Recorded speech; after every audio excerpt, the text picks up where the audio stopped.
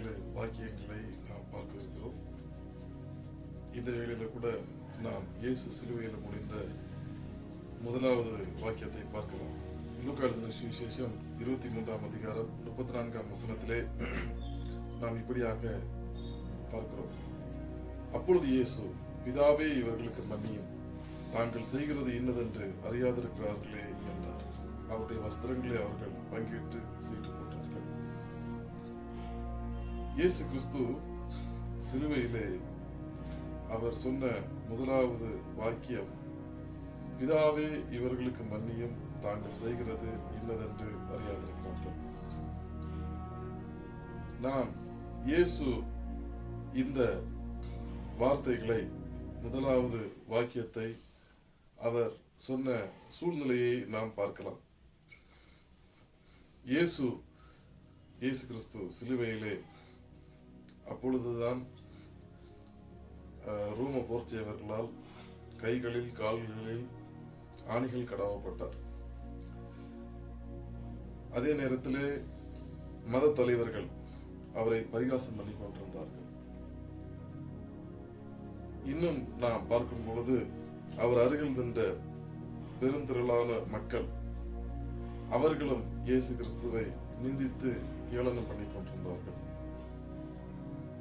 இப்படியாக இயேசு கிறிஸ்து சிலுவையிலே கைகள் கால்களில் ஆணிகள் கடாவப்பட்டு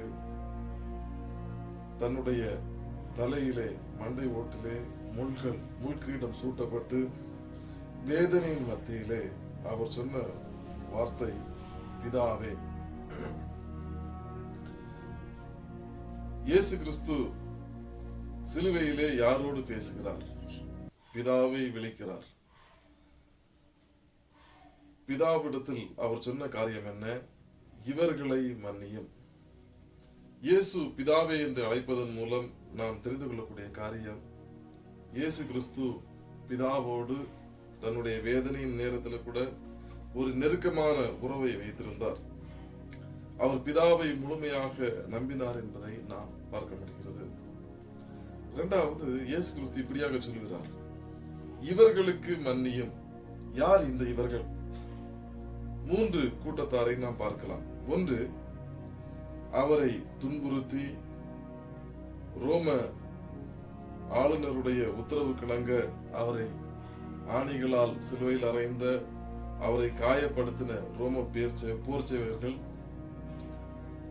அவர்களோடு இணைந்து இயேசு கிறிஸ்துவை கொல்வதற்கு திட்டமிட்ட யூத மத தலைவர்கள், அது மாத்திரமல்ல, அந்த யூத மத தலைவர்களுடைய வஞ்சனையினால் மோசம் பண்ணப்பட்டு இயேசுவை சிலுவையில் அறையும் என்று சத்தமிட்ட மக்கள். இப்படியாக இயேசுவின் சிலுவை அண்டை நின்ற இந்த 3 தர மக்களையும் 3 குழுக்களையும் இயேசு சொல்கிறார், பிதாவே, இவர்களுக்கு மன்னியும். நாம் இங்கே தெரிந்து கொள்ள வேண்டிய காரியம் என்னவென்று சொன்னால், இயேசு ஒரு முறைதான் சொன்னாரா, பிதாவே, இவர்களுக்கு மன்னியும்? நாம் மூல பாஷையிலே பார்க்கும் பொழுது இம்பர்ஃபெக்ட் டென்ஸ் என்று சொல்வார்கள், past continuous. Jesus was saying அப்படின்னா இயேசு சொல்லிக்கொண்டே இருந்தார். Jesus was continuously saying. இயேசு தொடர்ச்சியாக ஜெபித்துக் கொண்டிருந்தார். என்ன ஜெபித்துக் கொண்டிருந்தார்? பிதாவினிடத்திலே, பிதாவே, இவர்களுக்கு மன்னியும். மன்னிக்கப்பட வேண்டியவர்கள் யார்? இயேசுவை கொடூரமாய் ஆணிகள் அடித்து காயப்படுத்தி சிலுவையில் அறைந்தவர்கள், அவரை பரியாசம் செய்தவர்கள், அவரை ஏளனம் பண்ணின மக்கள், இவர்கள் எல்லாரையும் மன்னியும் என்று இயேசு கிறிஸ்து பிதாவினிடத்தில் பிரார்த்தனை செய்தார். இதை கேட்டுக்கொண்டிருக்க நீங்கள் நினைக்கலாம், அன்று 1ஆம் நூற்றாண்டிலே இயேசுவை சிலுவையில் அறைய காரணம் ரோம போர் செய்வர்கள், யூத மத தலைவர்கள். எனக்கும் இதற்கும் என்ன சம்பந்தம் என்று நினைக்கலாம். நாம் தெரிந்து கொள்ள வேண்டிய காரியம், இயேசு சிலுவைக்கு சென்றது நம்முடைய பாவங்களின் நிமித்தம். நாம் பொதுவாக பார்க்கும் பொழுது ரோம போர் சேவகர்கள், யூத மத தலைவர்கள் இயேசுவின் சிலுவை பாடுகளுக்கு காரணமாக இருந்தாலும் நாமும் அதில் இடம் பெற்றிருக்கிறோம். ஏனென்றால் நீங்களும் நானும் செய்த பாவங்களுக்காகத்தான் இயேசு சிலுவையிலே கடந்து சென்றார். இயேசு இப்படி தன்னுடைய எதிரிகளுக்காக அவர் மன்றாடினார். இயேசு ஏன் இப்படி மன்றாடினார் என்பதற்கு விளக்கம் கொடுக்கப்பட்டிருக்கிறது. தாங்கள் செய்கிறது இன்னதென்று அறியாமல் செய்கிறார்கள். இயேசு அவரை சிலுவையில் அறைந்தவர்கள், அவரை ஏளனம் பண்ணினவர்கள், அவரை கொல்ல திட்டமிட்டவர்கள் எல்லாரையும் மன்னிப்பதற்கு முக்கியமான காரணம் அவர்கள் அறியாமையினால் செய்தார்கள். ஸ்பிரிச்சுவல் பிளைண்ட்னஸ், ஆவிக்குரிய குருட்டாட்டம். அவர்கள் என்ன நினைத்தார்கள்? நாசரேத்து ஊரில் உள்ள இயேசு என்ற மனிதனை நாம் கொல்கிறோம் என்று நினைத்தார்கள். ஆனால் இயேசு கிறிஸ்து யார்? அவர் யூதருக்காக இந்த உலகத்திற்கு ரட்சிப்பை கொடுக்க வந்த மேசியா.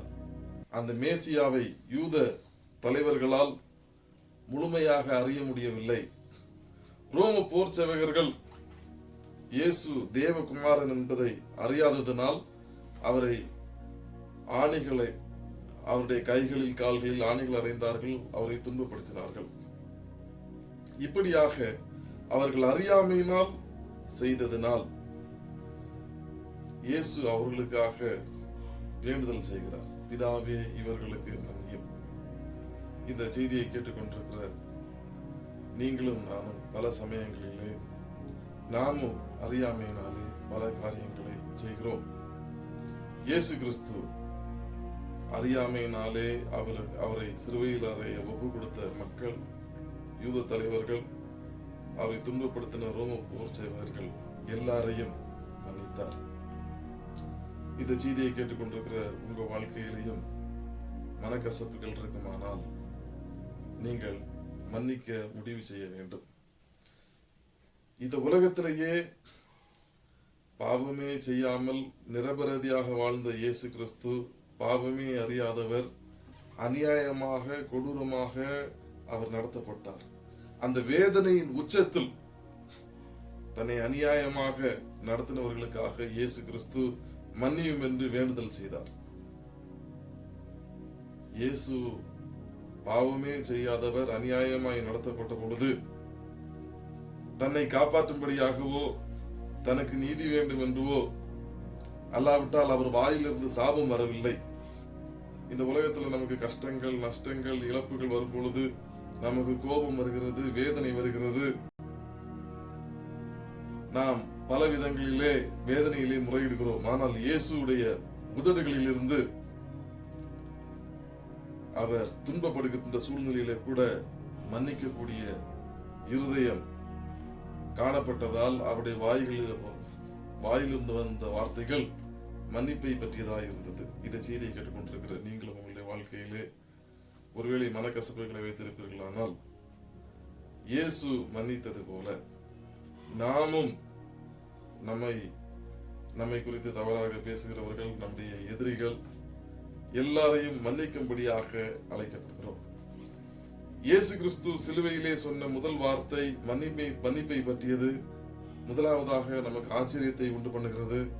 அதே நேரத்திலே அவருடைய ஜீவியம் நமக்கு ஒரு முன்மாதிரியாக இருக்கிறது.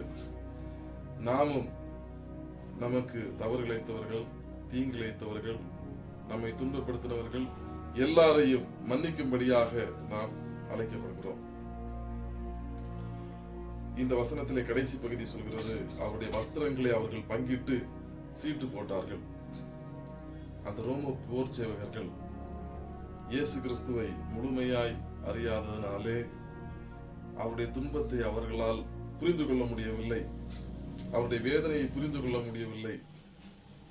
அவர்கள் இயேசுவண்டை சிலுவையிலே அருகில் காணப்பட்டாலும் அவர்கள் வெகு தூரமாய் காணப்பட்டார்கள். உலக பொருட்களாகிய வஸ்திரத்திற்காக அவர்கள் சீட்டு போட்டார்கள். இன்றைக்கும் நம்முடைய கவனத்தை திருப்பக்கூடிய பல காரியங்கள் இருக்கிறது. அன்று ரோம போர் செய்பவர்கள் உலக பொருள்கள் ஆகிய வஸ்திரங்களுக்காக இயேசுவின் மீது கவனத்தை செலுத்த முடியவில்லை. இயேசுவினுடைய வேதனையை அவர்களால் புரிந்து கொள்ள முடியவில்லை.